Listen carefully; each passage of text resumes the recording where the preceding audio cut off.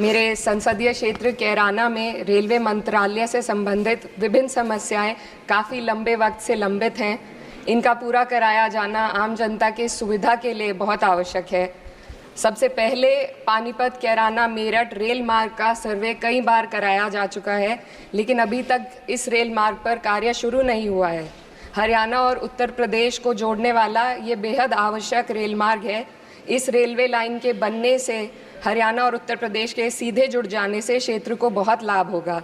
इसके अलावा शामली से प्रयागराज तक और शामली से वैष्णो देवी तक नई ट्रेनों के चलाने की मांग क्षेत्र के लोग लंबे समय से करते आ रहे हैं। प्रयागराज में उच्च न्यायालय का होना और वैष्णो देवी एक धार्मिक तीर्थ स्थल होने के कारण दोनों स्थानों की कनेक्टिविटी अति आवश्यक है।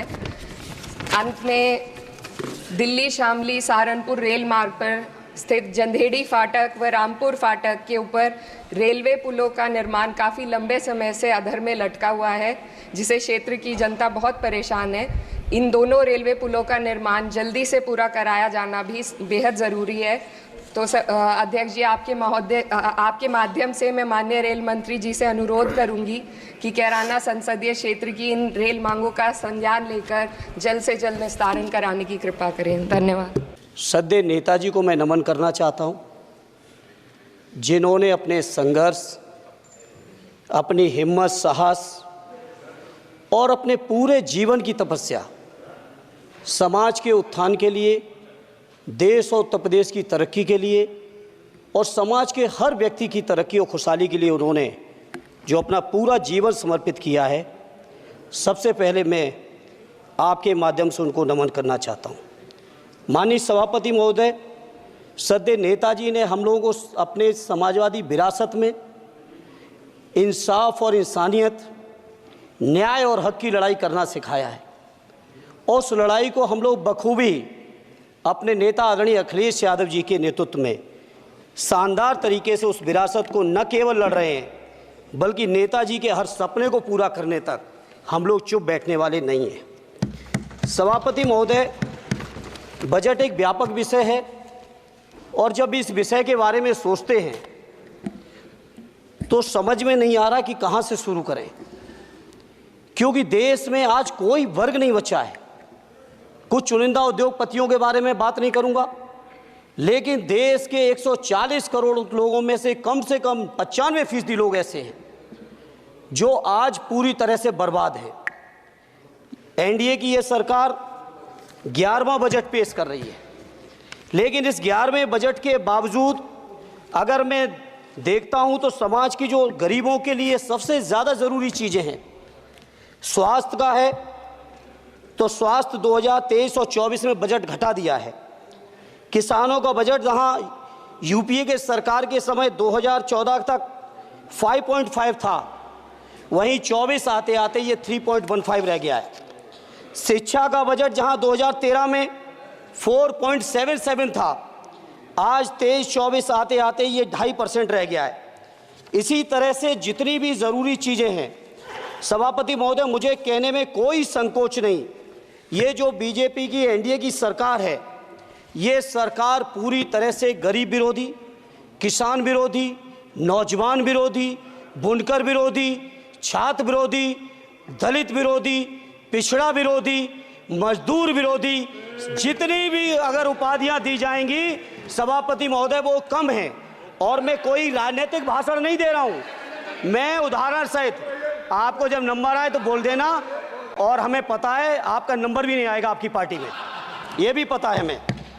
सभापति महोदय, श्रद्धेय नेताजी ने हमेशा कहा है कि चुनाव में या जनता के बीच किया हुआ वादा अगर आप पूरा नहीं करते हैं तो वो भी एक सबसे बड़ा भ्रष्टाचार है, और उस भ्रष्टाचार में अगर किसी ने वर्ल्ड रिकॉर्ड बनाया है तो बीजेपी की और एनडीए की सरकार ने बनाया है। सभापति महोदय, 2014 के चुनाव के समय प्रधानमंत्री जी ने वादे किए कि 2 करोड़ रोजगार हर साल मिलेंगे।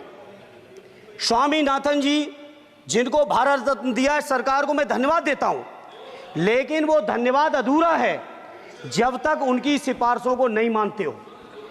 2007-8 से लगातार मांग चल रही है देश में कि स्वामीनाथन जी की जो सिफारिश है किसानों को 1.5 गुना समर्थन मूल्य देने का, एमएसपी की गारंटी देने का, कानूनी हक और अधिकार देने का, उस गारंटी को आज तक नहीं माना, आज तक नहीं माना, आज तक नहीं माना।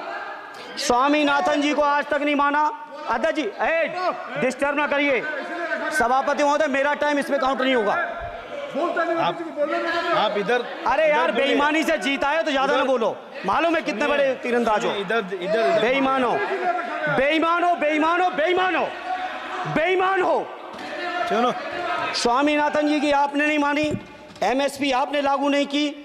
कितनी बढ़िया बातें कि खाद पे हम सब्सिडी बढ़ा रहे हैं। पहले 50 किलो को 45 किलो, फिर 45 किलो को 40 किलो, और मुझे लगता है कि एक तीसरा कार्यकाल पूरे होते होते केवल 10 ही किलो बचेगा खाद के कट्टे में, इससे ज़्यादा नहीं बचेगा। मंडी एक नहीं बनाई। आत्महत्या इतनी कर रहे हैं किसान, और किसान अगर अपनी एमएसपी की मांग करते हैं, हजारों किसान यहीं दिल्ली की सीमा पर मारे जाते हैं, और आप सोचते हो कि आपकी बात को कोई समझेगा नहीं। सभापति महोदय, नौजवानों को कितना गुमराह किया गया। नौजवानों से कह दिया गया हर साल 2 करोड़ रोजगार। मैं आज सवाल पूछता हूं अपने नौजवानों की ओर से, बताएं भारतीय जनता पार्टी के लोग, सरकार में बैठे लोग, 10 साल आपने राज कर लिया है, आखिर 20 करोड़ नौजवानों को रोजगार कहां है? अरे छोड़िए यार, अबे कोई नोटिस नहीं लेता तुम्हें, छोड़ो छोड़ो, कोई नोटिस नहीं लेगा तुम्हें। 20 करोड़ नौजवान के रोजगार का हिसाब कहां है? आज 11वें बजट में जब याद आई तो वो भी ट्रेनिंग की बात करते हो। मैं कहना चाहता हूं आईआईएम, आईआईटी के नौजवानों को रोजगार नहीं दे पा रहे हो। आप सोच रहे हो इंटर्नशिप के इस छोटे से शगुफे से नौजवान खुश होंगे? देश के नौजवान खुश होने वाले नहीं है। सभापति महोदय, शिक्षा के मसले पर लगातार बजट घटाया जा रहा है, लगातार सरकारी शिक्षा कम की जा रही है, और ये बीजेपी की सरकार की लगातार प्रयास है कि नौजवान शिक्षित होंगे तो सवाल पूछेंगे। देश की जेएनयू से लेके, बीएचयू से लेके, एमयू से लेके जितने बड़े संस्थान हैं, सारे संस्थानों को बर्बाद कर दिया है। एक भी दलित, एक भी पिछड़े, कहीं आपका वाइस चांसलर नहीं है। लगातार जितने भी आपके professor, associate professor, assistant professor की नियुक्तियों में आरएसएस का जब तक कोई फंडामेंटल कोर्स नहीं करेगा, बेसिक कोर्स, तब तक उसकी नियुक्ति नहीं होगी। आप क्या सोच रहे हो देश नहीं देख रहा है नौजवान? यूजीसी का बजट लगातार कम किया जा रहा है। मेरा खुला आरोप है इस सरकार पर कि ये सरकार शिक्षा को प्राइवेट करके, शिक्षा को मुट्ठी भर उद्योगपतियों के हाथों में देके, शिक्षा को चुनिंदा लोगों के हाथ में देके, देश के 140 करोड़, जिसमें मैं समझता हूँ 90% लोग गरीब हैं, उन गरीबों के हाथों से शिक्षा को छीनने का ये जो आपकी सरकार षड्यंत्र कर रही है, इसके लिए हम लोग इस मौके पे विरोध करते हैं। लगातार फीस बढ़ा रहे हैं, शिक्षकों की कमी है, रोजगार आप दे नहीं पा रहे हो।